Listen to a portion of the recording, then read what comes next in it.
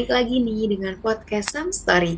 Sebuah cerita yang menginspirasi ketemu lagi sama aku, Agna. Kali ini kita akan ngobrol-ngobrol tentang sesuatu hal yang pastinya menarik banget. Dan menurut aku ini gestarnya ini berbeda lah dari sebelum-sebelumnya gitu. Karena biasanya kan kita ngobrolnya soal Gen Z. Mungkin topiknya Gen Z banget, cuma gestar kali ini pastinya dengan gestar yang beda. Terus juga kayaknya dengan pengetahuan dan juga dengan obrolannya seru lah aku rasa nih. Pastinya menarik banget. Jadi kita akan ngebahas di mana di zaman sekarang ini pastinya kan era teknologi yang paling cepat lah ya. Khususnya kayak kita udah nggak asing sama yang namanya orang-orang sering pakai AI atau artificial intelligence, di mana sebenarnya tuh AI ini bisa ngebantu kita buat jadi lebih kreatif kah? Atau justru tuh kadang ngebuat kita jadi ngerasa males atau kehilangan rasa ingin tahu dan usaha gitu. Jadi ada dampak negatif dan juga positifnya. Dan pastinya aku nggak sendirian karena tadi aku udah sempat mention kalau kali ini bersama gestar yang menarik banget yaitu dengan Kak Christian. Halo Kak, Halo, apa selamat kabar malam. Kak hari ini? Baik nih. Kalau biasanya sama Gen Z, sekarang sama bapaknya Gen Z ya. Ya, betul. Nah, Kak Christian, alhamdulillah kabarnya baik. Kira-kira lagi sibuk apa nih akhir-akhir ini? Belakangan ini kesibukan sih masih jadi dosen, Hmm. masih jadi ketua program studi di Visual Communication Design. Dan itu juga belakangan ini lagi fokus untuk ngobrolin tentang hal yang dibahas sekarang ini nih, tentang AI. Related banget ya karena menurut aku ya kalau misalnya nanti di pertengahan tiba-tiba ngomongnya jadi Pak Christian gitu nggak apa-apa ya. Nggak apa-apa, Karena santai by aja the deh. way, karena by the way aku juga mahasiswa Ilkom, tapi bedanya mungkin aku bukan di GKV tapi di PR gitu. Nah, Kak Christian ini sebagai dosen komunikasi visual kan, terus juga Kak Prodi ya berarti kesibukannya. Dan pastinya ini erat banget temanya sama AI yang dimana tuh ya mungkin Pak Christian tahu kalau misalkan mahasiswa sekarang tuh pasti apa-apa AI, tugas manapun AI gitu kan. Nanti kita akan ngelihat sisi perspektif dari Bapak dosen ini seperti apa. Selain sibuk dosen dan juga jadi kaprodi, ada lagi nggak Kak? Sendiri sih brand designer ya.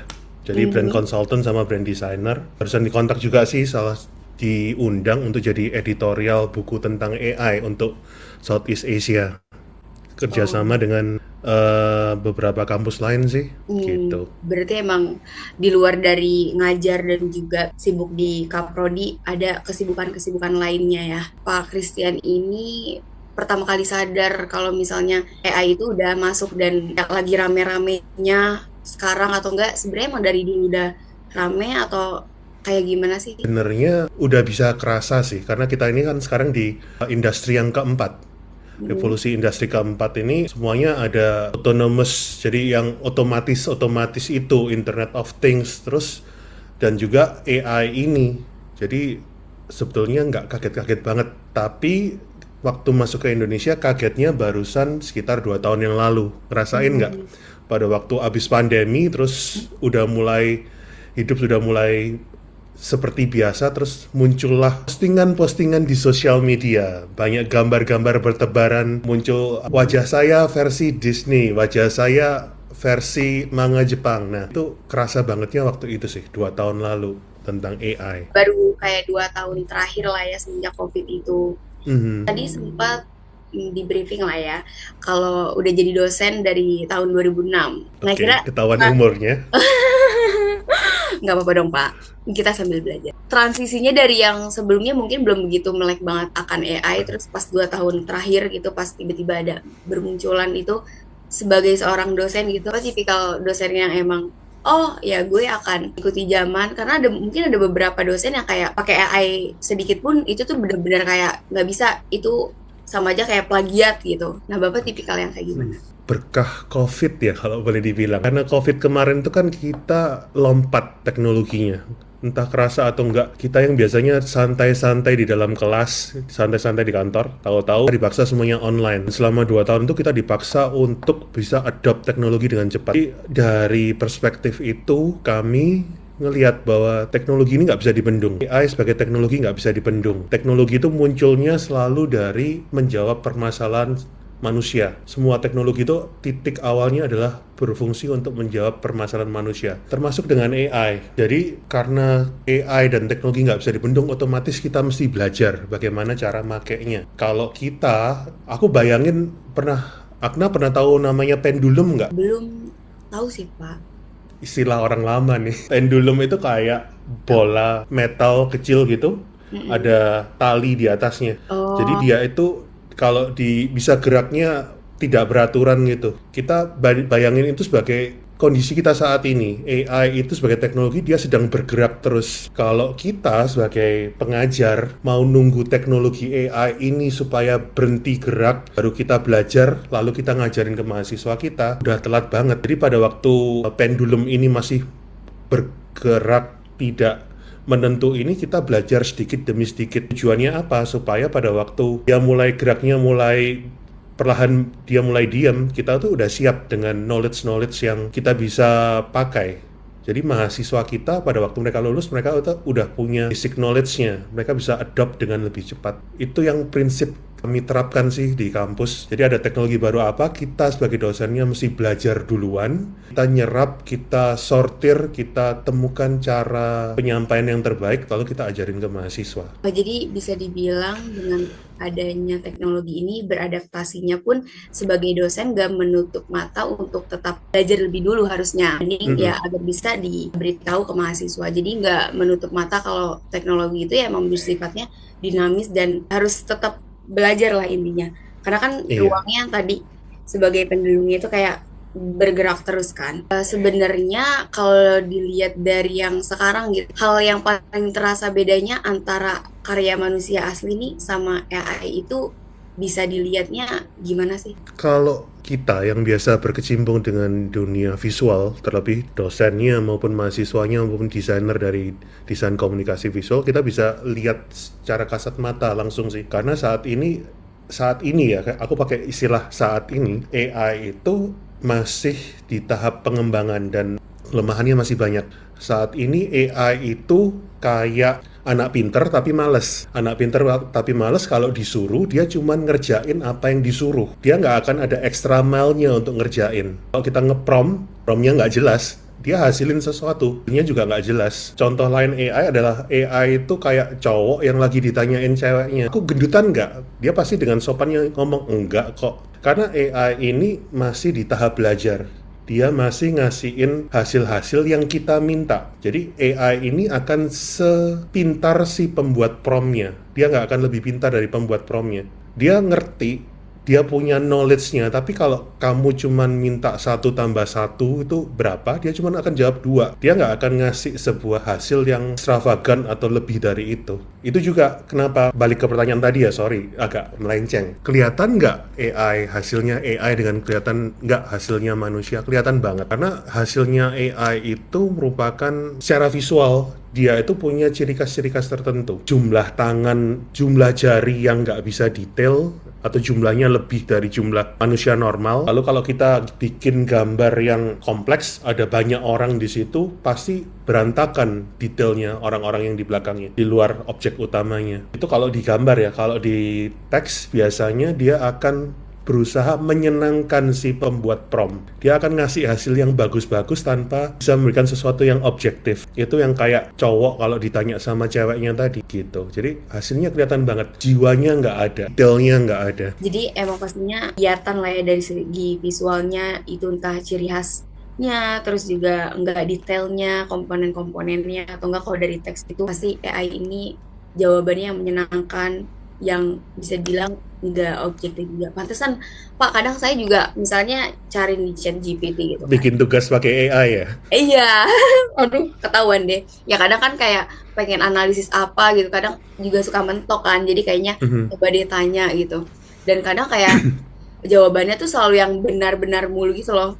Kadang ada prompter aku tuh yang kayak jawabannya yang objektif, jangan selalu mengiyakan. Terus akhirnya baru dijawab apa. Iya, Itu kan gantung itu yang kata Pak Christian bahwa AI ini masih di tahap perkembangan dan kadang kita kan juga menyesuaikan prompt. Jadi AI tidak lebih pintar dari siapa yang membuat prompt tersebut ya. betul. Karena kalau kalau emang promnya nggak jelas, dia juga akan ngejawabnya juga sesuai dari prom yang nggak jelas tersebut. Betul. Mm-mm.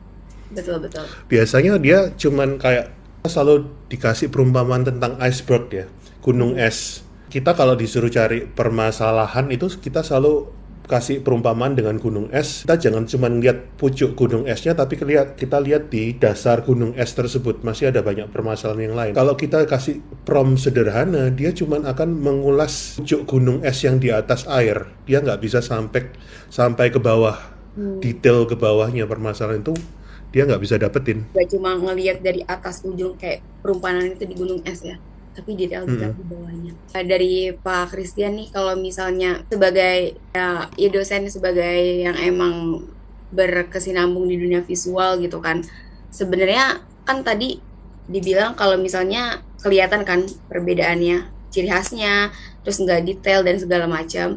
Cuma sebenarnya ada nggak dari desain yang dibuat gitu, tapi udah ada nih dari pribadi dibuat, tapi masih nge perluin AI juga gitu. Itu pernah Ya, nggak? kalau di sudut pandang kami, AI ini sebetulnya sebuah tools ya. Jadi AI ini kalau di zaman dulu kita berpikir secara abstrak, kita ngide di kepala kita butuh tools untuk memvisualisasikan apa yang ada di otak kita. Di saat masa lalu, toolsnya itu adalah kertas dan bolpen. Ide dari kita coret-coret di kertas dan dengan menggunakan bolpen tersebut. Tapi di zaman sekarang ide tersebut kita bisa coba prompting untuk merealisasikan sesuatu yang abstrak di benak kita ke sesuatu yang visual, tampil visual di dunia kita ini. Sebenarnya AI fungsinya lebih ke arah situ sih. Saat ini dengan segala keterbatasannya. AI itu sebuah tools yang bisa membantu kita memvisualisasikan sesuatu yang abstrak di benak kita, bisa membantu kita untuk menghemat waktu kita juga, untuk menstructurize pikiran kita, ide-ide kita, bisa bantu kita juga untuk research. Kayak yang tadi Agna bilang, kita research bisa dibantu AI, bisa sorting data juga dari hasil riset kita. Tapi jangan lupa bahwa itu adalah tools. Tools itu masih butuh kita sebagai manusia. Pemikiran kita, gut feeling kita, insting kita, pengalaman masa lalu kita, itu hal-hal yang masih perlu dibutuhkan untuk bisa tahu, ini datanya beneran atau si AI ini lagi nyenengin kita. Apakah data yang didapat ini data yang cuman kulitannya aja di ujung gunung esnya, atau ini data yang udah dalam banget. Nah, itu yang kita sebagai manusia mesti lebih pinter. Kita mesti bisa pakai pengetahuan intelijensia kita, hati kita untuk bisa mengarahkan hasilnya. Jadi ya intinya AI ini ya sebagai tools yang emang Mm-mm.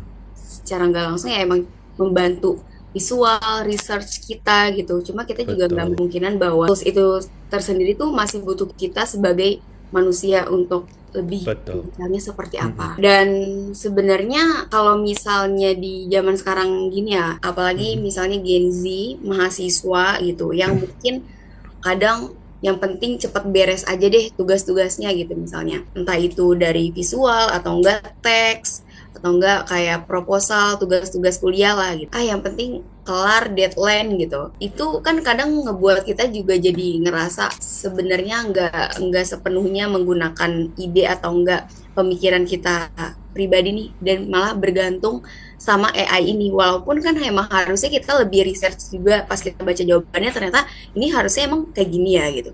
Cuma kan banyak yang Mm-mm. kayak oh yaudahlah, yang penting ikutin aja, yang penting cepet karena emang udah deadline gitu.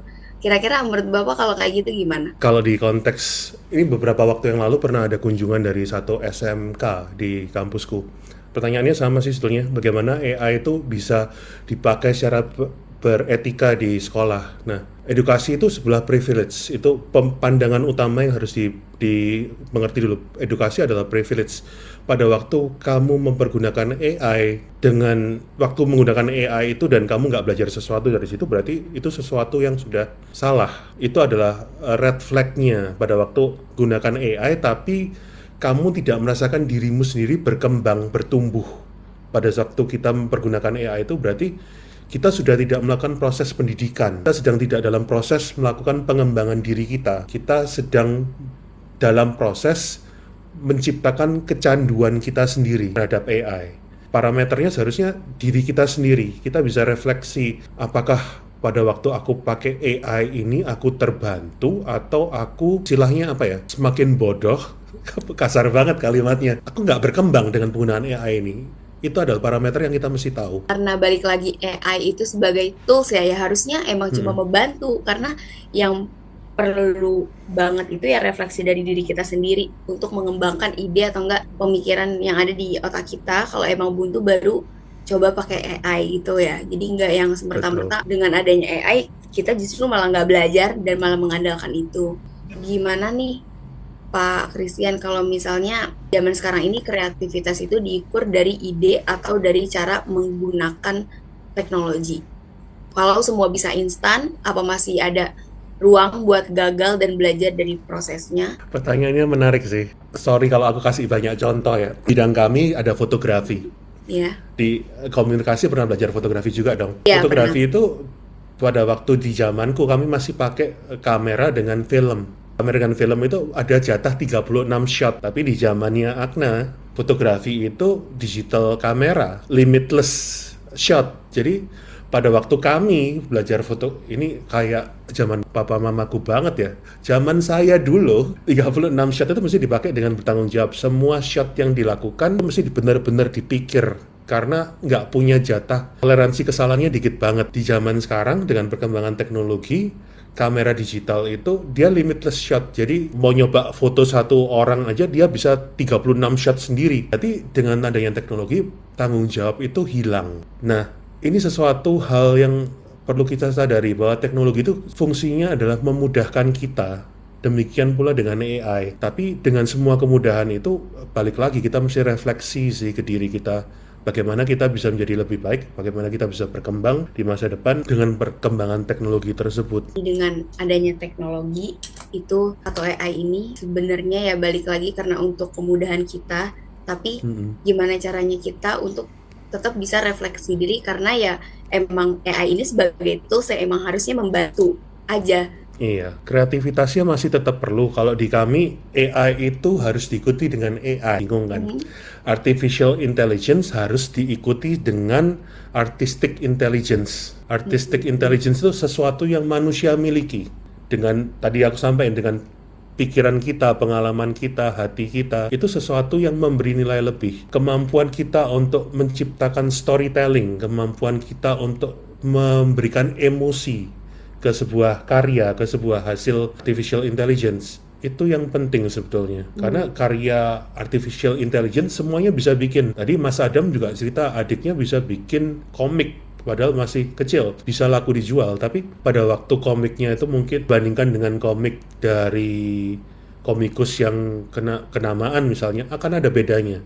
Karena komikus kenamaan itu akan punya personalitinya dia yang masuk ke dalam karya-karyanya. Pengalaman masa lalunya, cerita masa lalunya yang dia tuangkan ke karya-karyanya. Seperti itu. Itu yang akan membedakan karya kreativitas AI dengan kreativitas yang dibantu dengan AI. Ya terlihat perbedaannya gitu. Apalagi kalau misalnya kayak Pak Christian yang emang udah ngerti dalam bidang ini pasti kan oh ini mah AI ini, oh ini mah asli gitu. Nah, gimana sih Pak caranya bisa punya kayak tetap punya sense of originality di tengah arus yang emang copy paste dari AI tools gitu? Sense of originality. Sebetulnya kalau di kami menjadi seorang yang unik atau kamu menjadi orang biasa seperti layaknya orang lain. Kalau kamu ingin hanya selevel orang lain ya silahkan dipakai AI-nya. Tapi kalau kamu ingin jadi sesuatu yang lebih dari itu, kamu mesti bisa memberikan bagian dari dirimu. Kamu mesti bisa menghembuskan nafas ke karya-karyamu, sebuah